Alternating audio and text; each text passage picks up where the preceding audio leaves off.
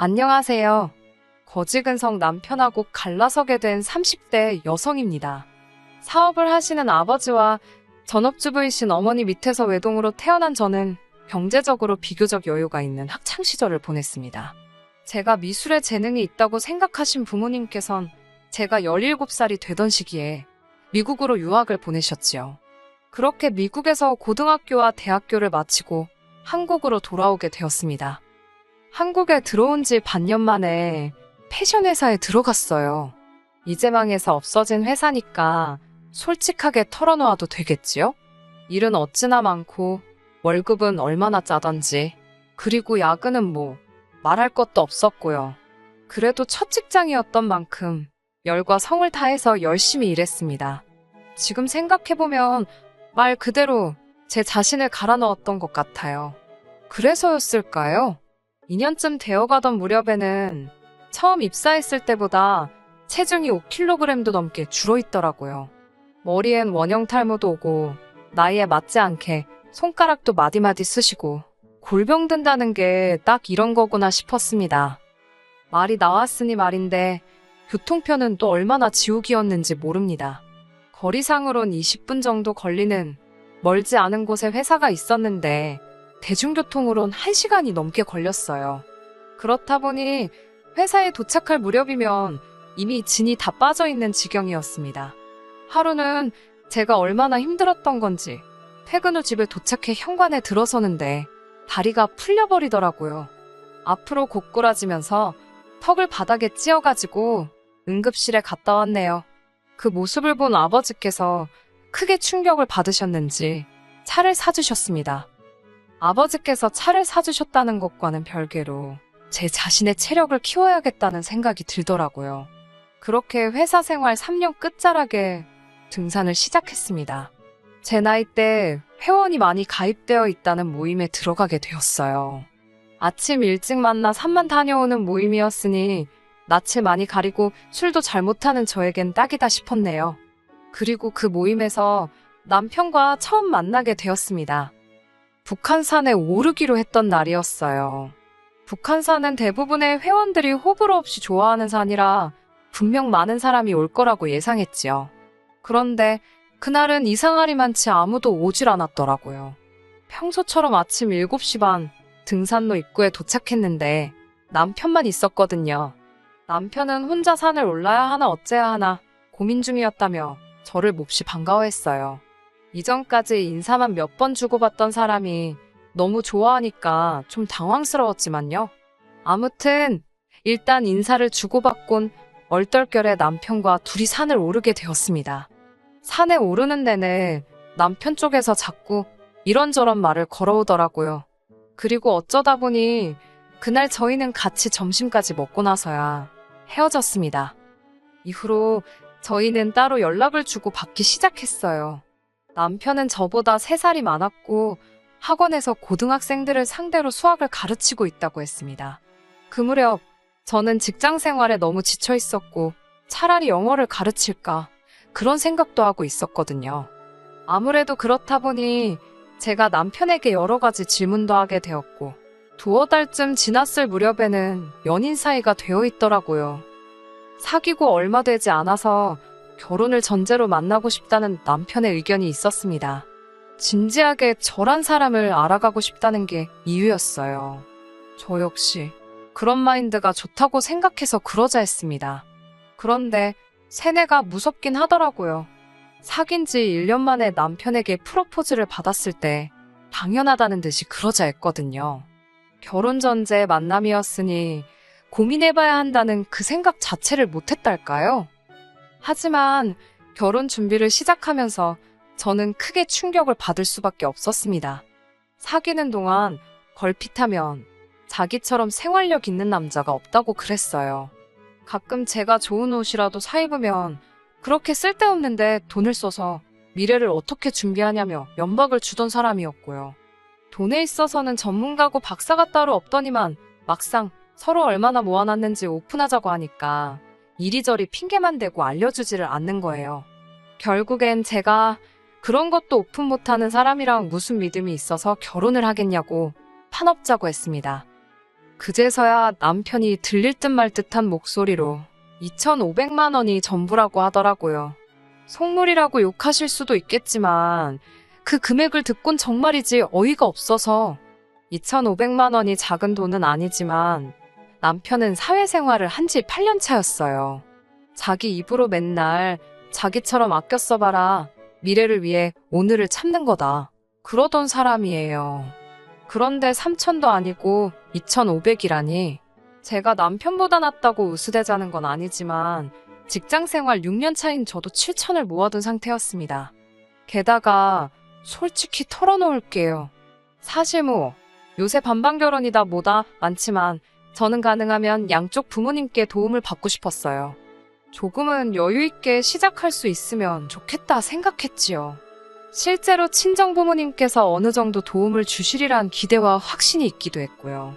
하지만 이어지는 남편의 이야기를 들으니 답이 안 나오대요. 결국 실망스러운 마음을 숨기지 못한 제가 남편에게 돈 벌어 그동안 다 어디다 쓴 거냐고 따져 물었습니다. 그러자 남편은 조금 머뭇거리는 눈치더니 아버님 빚을 갚아드리는데 보태드렸다고 하더라고요. 생각지도 못한 남편의 대답에 잠시 전 할 말을 잃었어요.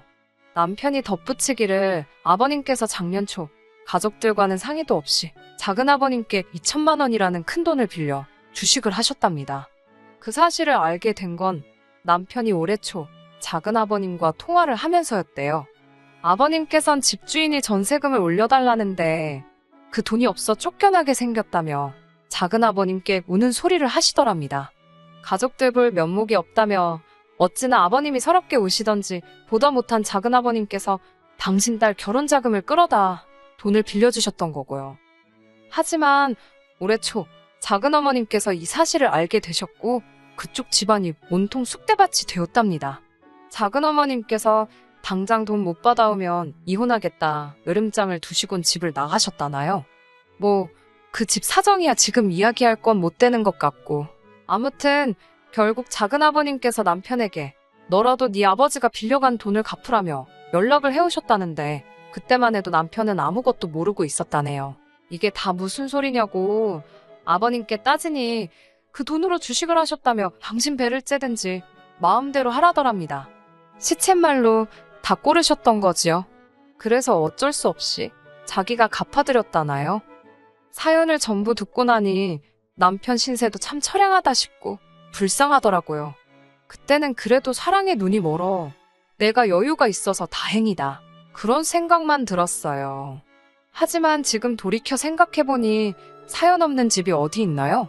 안 됐지만 당신은 결혼할 준비가 안 된 것 같다 하고 헤어졌어야 하는데 남편 돈 3,000, 제 돈 7,000, 합이 1억이었습니다. 친정부모님께서도 1억을 보태주신다 하셨는데 그래도 2억이 큰 돈은 맞지만 그 돈으로 10부터 시작해서 모든 걸 해결하려니 솔직히 쉽지 않겠다 싶었습니다. 그러다 친정부모님 댁에 들어가 살면 안 되겠냐고 제가 먼저 물어봤어요. 친정부모님께선 서울에서 차로 30분 정도 떨어진 경기도에서 2층 집을 지어 살고 계셨거든요. 집은 아버지의 사업장과도 멀지 않았고요. 이참에 아버지 회사로 이직해버릴까 싶기도 했고 남편이 처가살이가 싫다길래 그럼 당신이 이 예산으로 식장부터 한번 다 알아와 보라고 했더니 잠잠해지더군요. 친정부모님께선 저희 좋을 대로 하라고 하셨고 그렇게 저희는 신혼살림을 친정 2층에 차리게 되었습니다. 친정에 들어가 살게 되었으니 친정부모님이 주신 1억은 받을 필요가 없겠다 싶더라고요. 그래서 남편에게 친정아버지께 돌려드리겠다고 했어요. 생각해보면 이때부터 저희 사이가 틀어지기 시작했던 것 같아요. 남편이 그 돈을 왜 돌려드리냐며 엄연히 우리 쓰라고 주신 돈인데 이제 공동재산 아니냐길래 말 같지도 않은 소리 하지 말라고 했습니다. 집구하는데 보태라고 주신 돈이지 당신이나 나 용돈하라고 주신 거 아니라고요. 그러자 남편도 더 말은 안 했지만 전 속으로 남편이 저런 식으로 생각을 한다는 그 사실 자체가 놀랍고 황당했어요. 그뿐만이 아니었습니다. 결혼식을 올린 후 친정으로 들어와 살게 되면서 저는 다니던 회사를 관뒀어요. 거기엔 여러 가지 이유가 있었는데요. 일단 제가 다니던 회사는 직원들 사이에서도 이제 이 회사도 곧 망하네 어쩌네 소리가 돌기 시작했을 만큼 회사 내부 사정이 좋지 않았습니다. 게다가 그 때문인지 월급을 삭감한다고 하더라고요. 반면에 아버지 사업은 전에 없이 잘 되고 있었지요. 아버지께선 쓸데없이 시간 낭비하지 말고 당신 밑으로 들어와 얌전히 일이나 배우다 물려받으라 하셨고 전 아버지의 말씀을 따르기로 했습니다. 그런데 남편은 어떻게 아버님은 저만 생각하시냐며 사위도 회사 생활 하느라 고생하는 건 안 보이시나 보다고 서운하답니다. 제가 남편에게 애들 가르치는 것과 아버지가 하시는 사업은 완전히 다른 거라고 해도 도통 들어먹을 생각을 안 하더라고요. 그러면서 남편은 어차피 제가 아버지 사업을 물려받으면 결국 자기가 저를 도와야 할 날이 오지 않겠냐며 자기도 저희 아버지 회사에서 일하게 해달라고 집요하게 저를 졸랐습니다. 하지만 인사권이 저한테 있는 것도 아니고 소용없는 짓이라고 딱 잘랐어요. 그러자 이 겁대가리도 없는 인간이 장인어른 무서운지 모르고 직접 저희 아버지를 찾아가 자기도 아버님 회사에 꽂아달라 그랬답니다. 언젠가 제가 물려받으면 자기가 옆에서 잘 돕겠다면서요. 하지만 저희 아버지께선 단칼에 그 제안을 거절하셨지요. 부부가 같이 사업해서 좋을 것 없다고 각자가 잘하는 걸 하는 게 제일이라면서요. 친정아버지한테 까인 남편을 보고 있자니 좀 불쌍하긴 하대요. 그리고는 아침마다 출근하면서 너는 좋겠다고 까는 상사도 없고 교통지옥에 치이지도 않고 어찌나 앓는 소리를 해대던지요. 도대체 어쩌라는 거냐고 저도 지쳐서 따져 물었더니 제 차 좀 빌려달랍니다. 내키지는 않았지만 이것도 안 된다고 하면 생난리를 치겠다 싶어서 키를 건네주었어요. 그런데 이게 또 화근이었네요. 그날 이후로 남편은 매일같이 제 차를 끌고 출퇴근을 해댔습니다. 심지어 친구를 만날 때도 끌고 나가더라고요. 안 되겠다 싶어서 차 키를 다시 뺏었어요. 그리고는 경차를 한 대 사주겠다 했지요.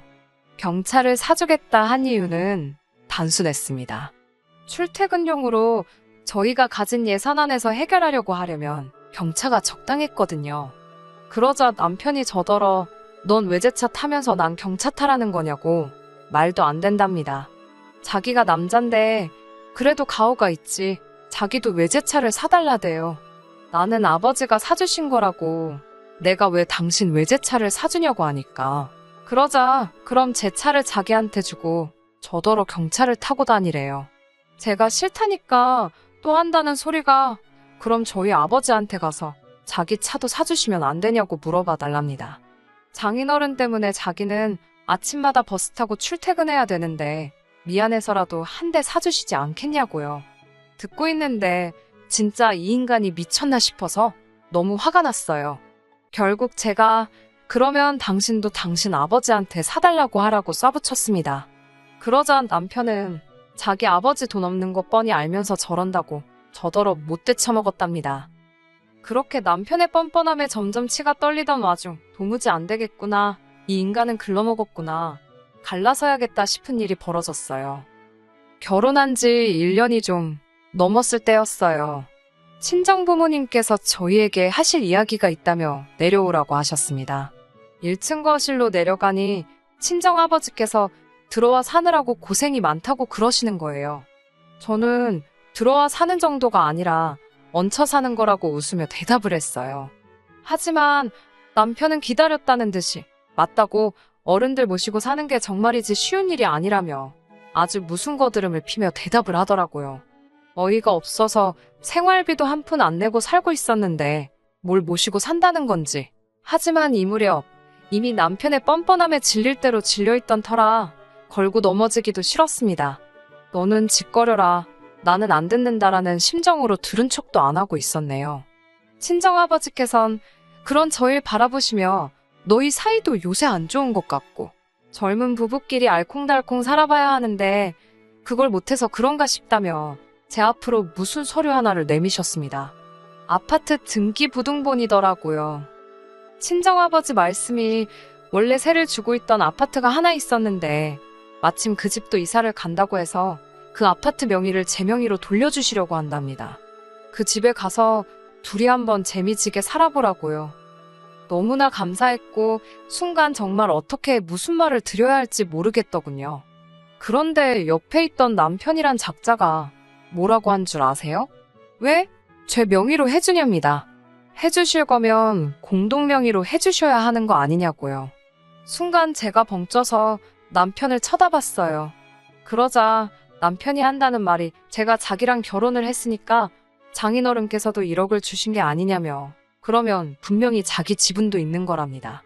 그런데 자기하고는 상의도 없이 장인어른께 돌려드려서 너무 서운했다나요. 그런데 지금 또 제 명의로만 해주신다고 하니 사위도 아들이라면서 어쩌면 이렇게 대하시는 게 다르냐고. 자기도 처가살이 하느라 고생하는데 알아주시는 게 없다네요. 황당했지요. 처가살이는 개뿔. 저희 친정어머니가 삼시세끼 다 챙겨주셨지요. 생활비도 안 받으셨고요. 남편이 하는 거라곤 일주일에 한 번 청소기 돌리는 게 전부면서, 그렇다고 남편이 알아서 저희 부모님께 돈 10만 원도 드린 적 없습니다. 시댁에는 줄기차게 매달 30만 원씩 보내드리고 있으면서도 말이지요. 물론 결혼할 때 시댁에서 한 푼도 안 도와주신 건 말해 뭐 하겠어요? 친정아버지도 황당하셨는지 저희 남편을 물끄러미 쳐다만 보시더니 정말 그렇게 생각하냐고 물으셨습니다. 남편은 그렇다고 자기랑 제가 결혼을 해서 저희 잘 살라고 해주시는 거면 기왕 해주시는 거 공동명의로 해달랍니다. 그 말을 들은 친정아버지께선 정말 깊은 한숨을 내쉬셨는데 제가 어이가 없어서 생각할 것도 없다고 이혼한다고 그랬습니다. 그 아파트 저한테 주지 마시라고, 다 필요 없다고요.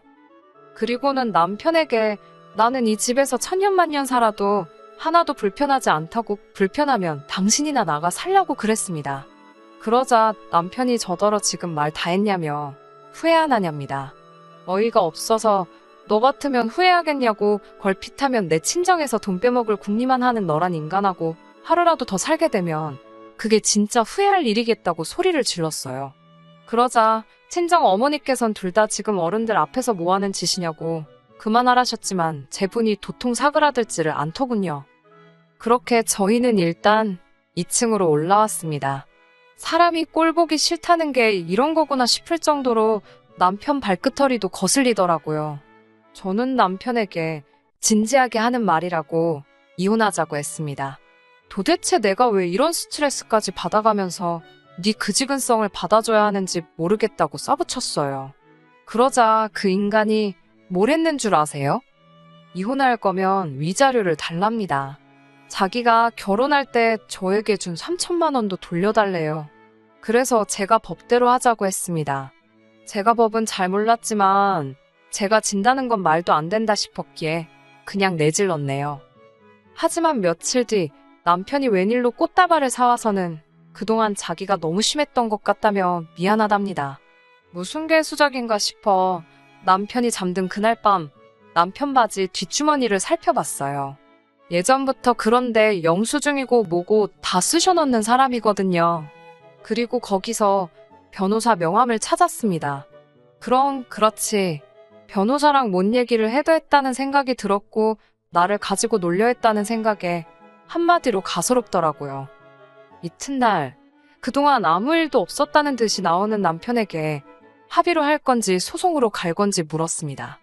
그러자 역시 집어넣게 못 준다고 또 부르르 승질 부리더라고요. 이 정도 했으면 그냥 넘어가야 되는 거 아니냐고요. 결국 합의 이혼했습니다. 본인도 아무 승산이 없다는 걸 알았던 모양이에요. 위자료는 개뿔, 그 3천만 원도 안 돌려줬습니다. 당신 집에 드린 용돈이면 당신 그놈의 차며 생활비부터 시작해서 한번 제대로 계산해볼 거냐 하니 찍소리도 못하길래 그런 거 안 뺏는 것만으로도 감지덕지하라 했네요. 이혼하고 나니까 정말이지 알턴이가 빠진 것처럼 가슴이 후련합니다. 친정부모님도 모처럼 제 밝은 얼굴 봐서 좋다 하시네요. 똥차도 치웠으니 이제 좋은 일만 있지 않을까요? 끝까지 들어주셔서 감사합니다. 오늘의 사연은 여기까지입니다. 구독과 좋아요, 알람 설정 부탁드리고 더 좋은 사연으로 다시 찾아뵙겠습니다. 감사합니다.